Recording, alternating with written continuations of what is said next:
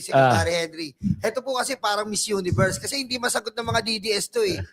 Can you identify daw kung paano, ano daw ibig sabihin ng fake news? Mahirap ba i-identify? Sa inyo pong pananaw. Kasi kung hindi masagot ng DDS to eh.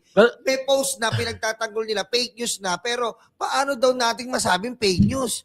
Well, di ba? Ano to yan eh. Ang maganda, nung pagkaupo ni Secretary Henry, isa sa nakita niya kagad yung functions ng CICC. Kinunvene niya kagad yung, may executive council kasi yan eh. Opo. Ang CICC kasi, yung kami as a center, kami yung nag-execute. Pero yung policy making body namin, ang nag-head niya si Secretary Henry Aguda, ang vice chairman niya yung director ng NBI which is now si Lito, Opo. Lito Magno. Opo. Kasama din dyan ang PNP-ACG at ang DOJ-OOC. Private sector representatives, andyan ang academe, andyan ang NGOs, tsaka private sector. Una pa lang, nag-craft na kami ng policy, pina-approve na kagad natin ang policy to define ano yung fake news. Madali naman define ng fake news eh. Anything that is contrary to the truth, to be used for misinformation, disinformation, fake news yan. Kasi madali naman, hindi naman pwede sabihin there are two versions. Opinion ho pag may mga version ka. Pero yung totoo, yung truth, iisa lang yan. Yes. So madali naman nung i-define yan. And ang maganda naman sa ahensya ho namin ng DICT, CICC, apart from all the noise, apart from the politics, pag fake news yan, fake yan. Whether from pro-administration, anti-administration, fake news is fake news. Yes. Wala kaming distinction dyan.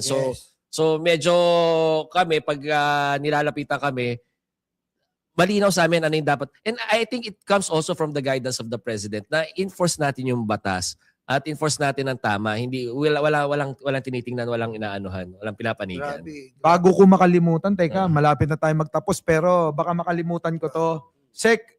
Yusek, kasi napabalita nung nakaraan na kayo po daw po, Yusek, ang magiging chairman sa pagbawi ng mga na-freeze na account. Di po ba? Kayo po.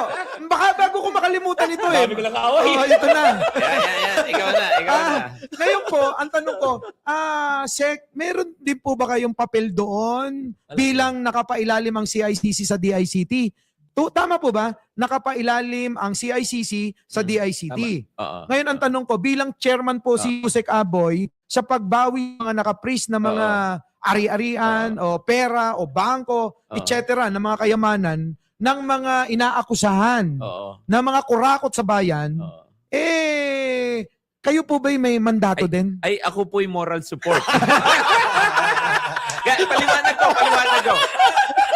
Pag attach agency yan, may mga do's and don'ts. Example lang, NTC, regulatory yan. Yeah. Hindi ako pwede makialam. But, I can set the policy and the standard. Let's say, yung usapan namin kanina kay NTC, ang policy natin next year, increase investment in the telecoms area. Kung paano nila i-regulate, I can only make suggestions. So sa CICC, ganun din.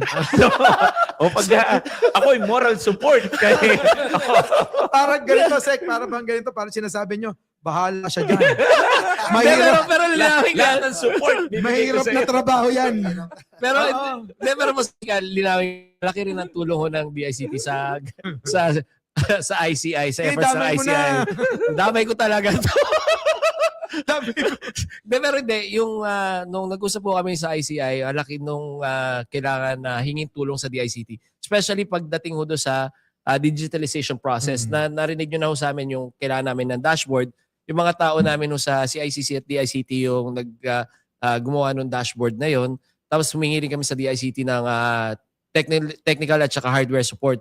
Yung storage ng ICI. Kasi i-scan lahat ng documentation na yan para mabilis ipakalat sa iba't ibang ahensya makapag-sharing kami. So malaki ho talaga yung suporta ng DICT family as a whole sa efforts ho ng ICI. Hindi ata nila alam pa na yung ICI ngayon, Yung building. ang opisina ng CICC. So, nung dati. naghanap ang ICI ng facility, ay binolunteer ni CICC.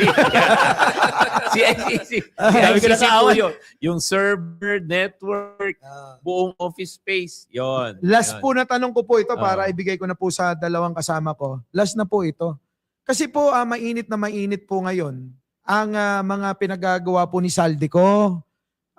Ang opisina nyo po ba o departamento nasaklawan po ni Saldico o nasingitan ng insertion ng mga pondo o meron po ba?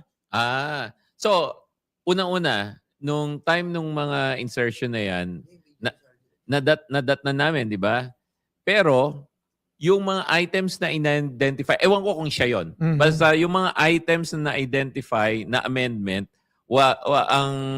ang nag-decide kami, 3.3 billion yon, hindi namin ginalaw. Kasi nga, Oo. ang issue namin dati noon, bakit ka kukuha nung amendment, hindi mo pa ubos yung NEP?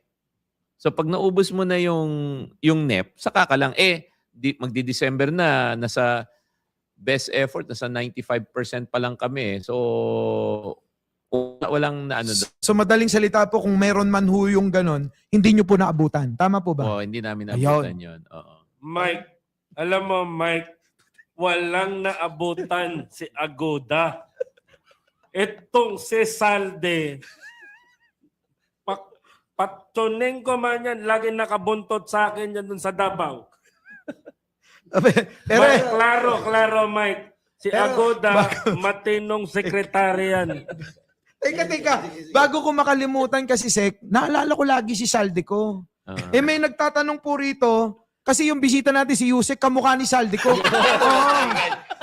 Kayo po ba magkano Yusek ni Salde ko? Kasi kamukha nyo raw po sabi rito. Wala Sa akong comment. paraiso ako, pero nasabi na rin sa akin ni Congressman Tony Pet Albano yan. Sabi, huwag ka mag-aahit ha. Mike, alam mo Mike, si Yusek Aboy, panis ang mga pogi. Dili maging kamukha ni Salde ko yan, Mike. You know bakit, Mike? Matino tao na to. Magtago na lahat ang mga loko-loko sa social media, Mike. Nyolo, wag kang luloko-loko. Hindi si Salde ko yan, ha? Si ano yan? Si Yusek Aboy Paraiso. Pasok sa akin yan. Butuhan ko man niya pa nagulihan. Ayan na. Isa na lang bago isa na lang na tanong bago ikaw na, no? Sek, bilang kasi malaki na po yung ambag nyo sa gobyerno ni Pangulo. Kayo po ba'y nagpaplano sa darating po na 2028?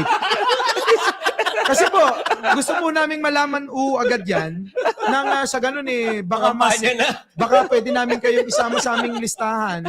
Kasi syempre kami naghahanap ng tao, ng maninilbihan. Hindi po yung walang silbi. Katulad po ng vice presidente, wala akong silbi. Sara Duterte. Oo. So, ang kailangan po natin sa bansang ito, yung maninilbihan, hindi po yung walang silbi. So, kayo po ba'y may plano? Ay, wala. Walang plano. Bakit? Plano. Sayang, Walang ano? plano. Ganyan ang kailangan. Mike, Si Yusek na lang. Mike, alam mo, Mike, masyado mong binanatan yung anak ko. Travel na nga ng travel sabi ko, iuwi ako ng Pilipinas. Hindi ko sinabi na ilagay sa garapon.